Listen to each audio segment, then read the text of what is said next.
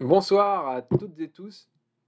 Je suis très heureux de contribuer avec vous à élaborer une autre histoire, portant un regard nouveau sur le monde qui nous entoure. Et mon approche à moi, elle est guidée par la science. Alors, pas la science que j'ai apprise à l'école, d'ingénieur qui plus est, qui n'est finalement qu'une pseudo-science, hein, la technoscience en fait, dont les ravages aujourd'hui sont évidents, parce que c'est elle qui nous conduit au transhumanisme. On aura l'occasion d'y revenir. Dans la science qui m'intéresse, moi, c'est celle qui ne se laisse pas enfermer dans les dogmes qu'elle est pourtant censée combattre, et qui dialogue avec la pensée philosophique et métaphysique, pour se mettre au service de l'homme et non pas l'asservir. Parce que la science, elle a cette vertu, normalement, de mettre de la rationalité dans le champ de l'expérience. C'est-à-dire qu'elle doit permettre de faire le mariage alchimique, en quelque sorte, du mental et de l'émotionnel. Alors, j'entends par émotionnel un peu toutes les formes de ressenti, que ce soit du domaine des sensations, des sentiments ou de l'intuition. Et c'est ce mariage qui ouvre en fait la voie du milieu, ni totalement dans le mental, ni totalement dans l'émotionnel, et qui permet d'acquérir un maximum de discernement, et donc l'accès à la plus grande justesse d'une pensée complexe. Et donc cette science aujourd'hui, si on écoute réellement avec attention les messages qu'elle nous délivre, donc sur un plan à la fois analytique, donc plutôt mental, et synthétique, plus émotionnel, c'est-à-dire si on ne se laisse pas embarquer dans un certain nombre de biais cognitifs liés à la pensée matérialiste, eh ben on se rend compte qu'elle nous dit assez clairement que nous ne sommes pas des machines biologiques. Et c'est ce que j'avais envie de développer avec vous ce soir. Le début du XXe siècle, il a vu émerger deux théories scientifiques, la physique quantique et la relativité, qui ont fait apparaître de nombreuses anomalies vis-à-vis des principes qui fondaient la science moderne, c'est-à-dire depuis Galilée et Newton. La validité expérimentale de ces théories, qui était déjà très significative, elle a été fortement accrue ces dernières décennies grâce au progrès technologique, qui lui-même issu de ces fameuses théories, si bien qu'on ne peut plus ignorer désormais leur message révolutionnaire qui nous dit en particulier que l'espace, le temps et la matière n'existent pas réellement tels que nous les percevons. C'est donc un véritable changement de paradigme qui s'ouvre devant nous, parce que contrairement à ce qu'on a cru en Occident pendant des siècles, notre univers n'est pas fondamentalement constitué de matière qui se déplace dans l'espace au cours du temps. Non, ces concepts n'émergent en fait qu'à partir d'une autre grandeur physique, qui constitue le substrat essentiel sur lequel apparaît la réalité matérielle, et qui est l'information. Nous évoluons dans un océan d'informations, en fait. Ça a l'air de rien dit comme ça, mais c'est une découverte qui a des retombées philosophiques majeures, parce qu'elle remet complètement en question la vision purement matérialiste qui gouverne nos sociétés actuelles. Parce que la notion d'information, elle est intimement liée à celle de la conscience. Bah ouais, c'est quoi la conscience sinon justement de l'information? Et puis ce serait quoi une information qui ne serait pas liée à une quelconque forme de conscience?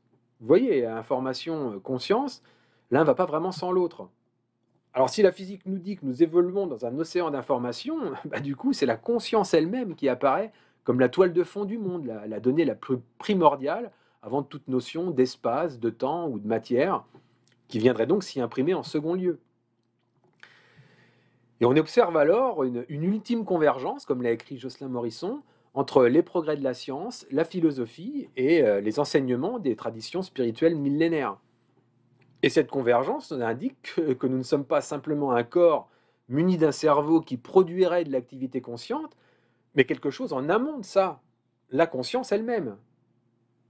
On a l'impression d'être des individus séparés les uns des autres, mais l'univers tel qu'il est en soi ne forme qu'un seul bloc, une seule unité fondamentale, un océan d'informations, et donc une unité de conscience depuis laquelle le monde physique apparaît.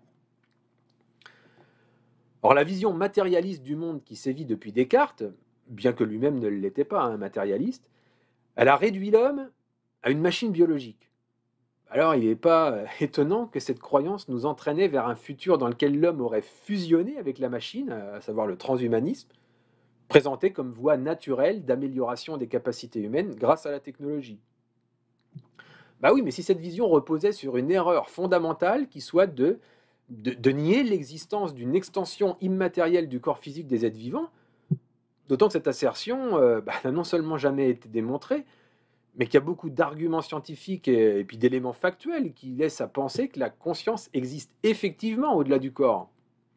On peut citer tout un tas de phénomènes dits paranormaux, enfin classés comme tels par la science matérialiste, mais qui sont en fait étudiés, documentés, et même pour certains entièrement avérés, et qui plus est par les plus hautes autorités. Je veux parler des perceptions extrasensorielles, des états modifiés de conscience, type expérience de mort imminente ou expérience de sortie de corps, ou encore des ovnis ou des synchronicités. Ah, c'est clair que tout ceci paraît effectivement inexplicable en se plaçant dans le paradigme matérialiste. Mais ça prend une toute autre tournure à partir du moment où on accepte l'idée, que je vous dis être aujourd'hui tout ce qu'il y a de plus rationnel, puisque scientifique, bah, qu'il existe des informations et donc une certaine forme de réalité en dehors de notre espace-temps à 4 dimensions qui constitue le monde physique et que la science matérialiste seule expérimente. La théorie des cordes, la gravité quantique à boucle, le modèle holographique de Meldakena, la théorie de Kaluza-Klein ou la théorie de l'espace-temps flexible de Philippe Guillemant, bah, toutes ces approches montrent que le monde dans lequel on évolue, il ne se limite pas aux 4 dimensions matérielles connues. Et il y a donc toutes les raisons de penser que nous soyons reliés à ces dimensions immatérielles et que nous interagissons avec les informations qu'elles recèlent. Il est même d'ailleurs tout à fait envisageable de définir en termes physiques une entité immatérielle qu'on pourrait appeler l'âme, et qui serait un système de coordination atemporelle du vivant en charge de minimiser l'entropie dans le corps, c'est-à-dire maintenir l'ordre pour la survie, et qui survivrait elle-même à la mort physique parce que constituée d'informations quantiques dont on sait qu'elles sont indépendantes du temps.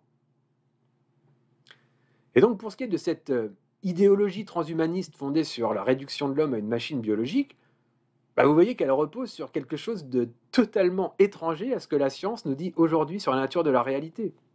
Il serait donc temps de sortir de la croyance matérialiste que la conscience soit le produit du cerveau. Non, c'est la conscience qui prime. Et de plus, la physique quantique nous apprend qu'il existe une multitude d'univers possibles qu'on appelle le multivers, et on peut alors envisager de pouvoir évoluer à l'intérieur de ce multivers par l'intermédiaire de nos choix. Et la conscience incarnée pourrait alors être un moyen de navigation dans l'espace-temps. Alors la bonne nouvelle de ce nouveau paradigme scientifique, bah, c'est qu'il fonde une nouvelle éthique et qu'il appelle au développement de la bienveillance et à l'indulgence dans la relation à l'autre, dans lequel on reconnaît un autre soi-même. Parce que si tout est issu de ce champ d'information primordial qui constitue une seule conscience du tout, bah alors nous ne formons qu'un. Et il n'y a rien de ce que je vois en l'autre qui ne soit pas quelque part en moi. C'est en se changeant soi-même qu'on change le monde, disait Gandhi. Il faut incarner le changement qu'on souhaite par un travail sur soi, et puis arrêter d'imaginer que le monde ne sera meilleur qu'en attendant un sauveur, qui soit président ou que sais-je. Nous sommes tous des citoyens responsables dans notre manière d'être, et ne serait-ce déjà dans notre manière de consommer. Si chacun fait ce pas, on peut espérer, par contamination douce, de proche en proche, aller vers plus de bienveillance, d'harmonie dans les relations humaines, de respect de la nature et des êtres vivants, etc. C'est une voie plus qu'engageante face à la crise systémique dans laquelle plonge l'humanité ces derniers temps. Et la science semble donc nous indiquer aujourd'hui que ce chemin, déjà prôné par les spiritualités depuis des millénaires, ben il existe bel et bien. Alors charge à nous de le prendre. Voilà. Bah, je vous remercie de votre attention. Bonsoir.